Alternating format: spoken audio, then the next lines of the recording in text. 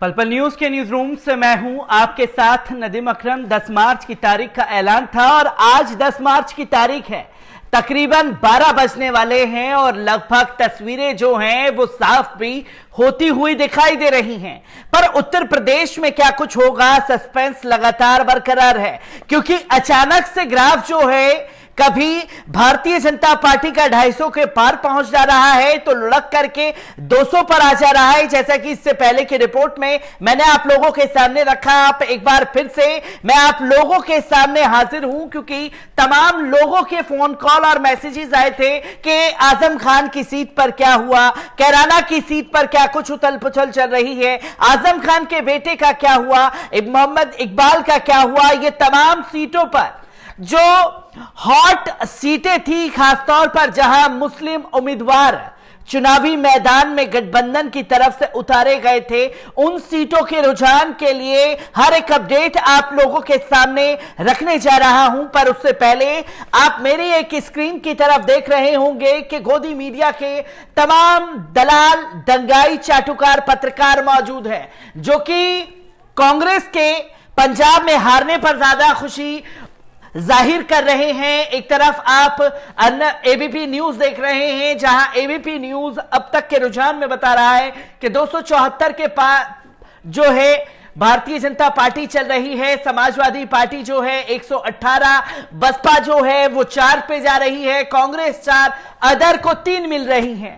तो वहीं बीएनडी माय फ्रेंड अमीश देवगन मौजूद है, जो कि बता रहे हैं कि कितनी सीटें जो हैं वो अभी तक भारतीय जनता पार्टी के पास जा रही हैं। 262 और 131 पर ला करके अमीश देवगन के चैनल ने दिखा दिया है। तो वहीं हम लोग तीसरी तरफ देख रहे हैं आर भारत यानी कि रिपब्लिक भारत, अर्नब गोस्वामी का चैनल 265 पर दिखा रहा है कि भारतीय जनता पार्टी पहुंच गई है।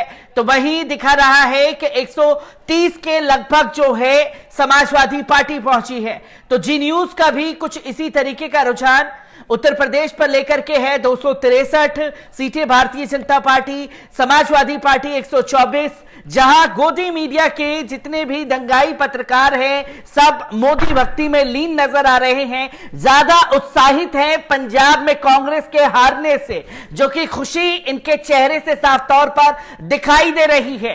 पर इनकी खुशी में सबसे ज्यादा झटका जो है वो रामपुर से लगता हुआ दिखाई दे रहा है, क्योंकि रामपुर में जो ताजा रुझान सामने आ रहे हैं 15,000 वोटों से, खासतौर पर मोहम्मद आजम खान जो हैं आगे चल रहे हैं। बात की जाएगी जो कि जमीनी स्तर पर हर एक हकीकत को दिखाने की कोशिश करते हैं, वो पत्रकार मेरे दूसरी तरफ स्क्रीन पर हैं, जहां आप देखेंगे कि खासतौर पर भारत समाचार जो है वो उत्तर प्रदेश में 234 और 153 सीटें खासतौर पर गठबंधन को दिखा रहा है। यहां 150 का आंकड़ा किसी ने भी पार गोदी मीडिया के समाजवादी पार्टी को नहीं दिखाया है। तो वहीं दूसरी तरफ न्यूज 24 देख रहे हैं, न्यूज 24 270 और समाजवादी पार्टी 120 दिखाई जा रही है। यही एक तरफ स्क्रीन पर आप उत्तर प्रदेश के एनडीटीवी रविश कुमार को देख सकते हैं।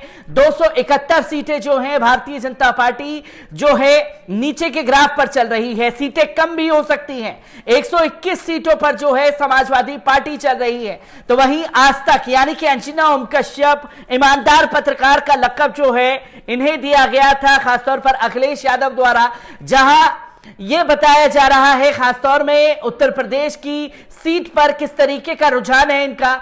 लगभग 271 सीटें और 119 सीटें जो हैं समाजवादी पार्टी के गठबंधन को मिलती हुई दिखाई दे रही हैं। पर इन ताजा रुझानों के अलावा हर किसी की नजर उन मुस्लिम बहुल सीट पर है, जहां पर उम्मीदवारों को उतारा गया है, जो कि अपने आप में ही उत्तर प्रदेश की राजनीति का एक बड़ा चेहरा है।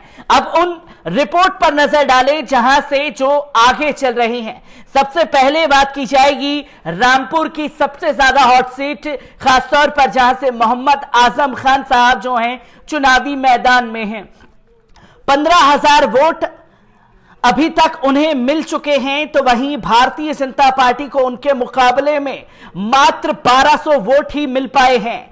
कहां 15,000 और कहां 1,200 वोट, लगभग 13-14 हजारों से आगे जो हैं आजम खान साहब चल रहे हैं। तो वहीं अगर बात की जाए दूसरी सबसे ज्यादा हॉट सीट स्वार की, जहां मोहम्मद अब्दुल्ला आजम खान जो हैं चुनावी मैदान में हैं। स्वार में अभी तक जो है समाजवादी पार्टी के प्रत्याशी अब्दुल्ला आजम को 9,367 वोट मिले हैं, तो वहीं हैदर अली खान इलियास हमजा खान को वहां से मिले हैं 7598। अगर वोट प्रतिशत की बात की जाए तो 52-53% वोट जो है अब्दुल्ला आजम को पड़े हैं, तो वहीं हमजा को पड़े हैं 42% वोट, यानी कि 2-2.5 हजार वोटों से आगे अब्दुल्ला आजम खान चल रहे हैं। वहीं तीसरी सबसे हॉट सीट थी मऊ की, जहां से चुनावी मैदान में गठबंधन के प्रत्याशी अब्बास अंसारी थे।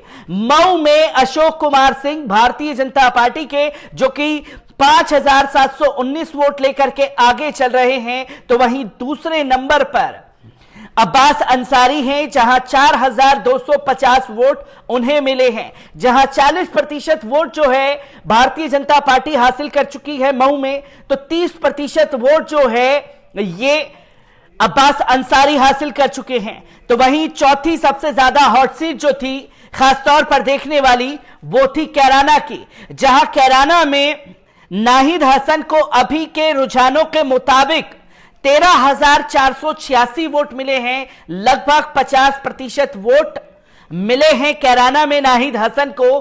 तो मृंगांका सिंह जो कि भारतीय जनता पार्टी के उम्मीदवार हैं, उनको मिले हैं 12,515 वोट, 47% वोट हासिल कर चुके हैं।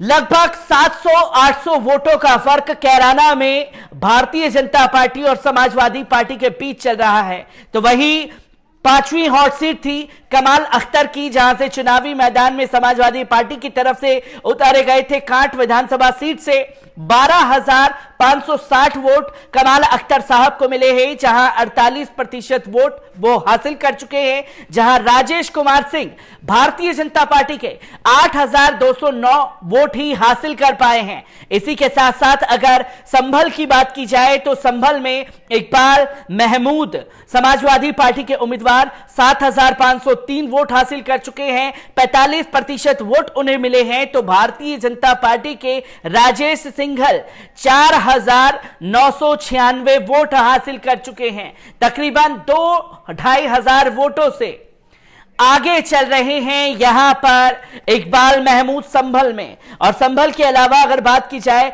मुरादाबाद नगर की, तो मुरादाबाद नगर में मोहम्मद यूसुफ अंसारी समाजवादी पार्टी के 15,666 वोट हासिल कर चुके हैं। तो वहीं भारतीय जनता पार्टी को उनके मुकाबले में 14,972 वोट मिले हैं, यानी कि 700-800 वोटों का फर्क भारतीय जनता पार्टी और समाजवादी पार्टी में चल रहा है। वहीं बात की जाए सहारनपुर की बेहट सीट पर, तो उमर अली खान समाजवादी पार्टी के उम्मीदवार हैं, 23,845 वोट हासिल कर चुके हैं।